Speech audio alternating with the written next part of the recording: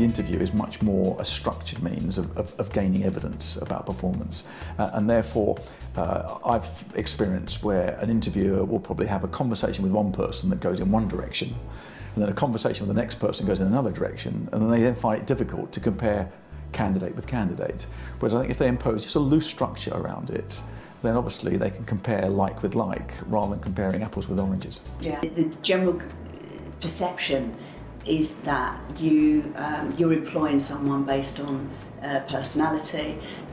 You can look them in the eye, gauge whether they're going to fit into the company. You don't need training or skills in order to ascertain that.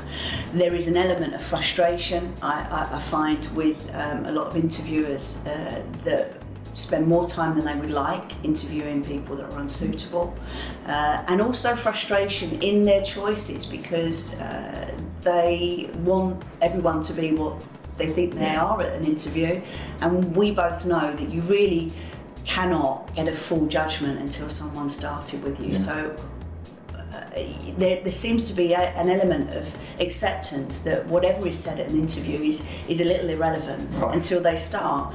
Whereas you and I both know that disappointment is as a consequence of them not taking the right steps prior to selection to minimise the disappointment of the candidate's unsuitability. So I think training will enhance their skills in questioning, identifying the right candidate, and feeling success at their choice, and obviously the longevity of the placements they make. So I think it's underestimated, the importance of I can agree more. I mean, I think the situation is that they tend to wing it, just tend to be on sort of gut instinct that they make appointments, and the cost of getting it wrong is so substantial in terms of recruitment fees, the length of time to induct people, the amount of disruption it causes when people leave.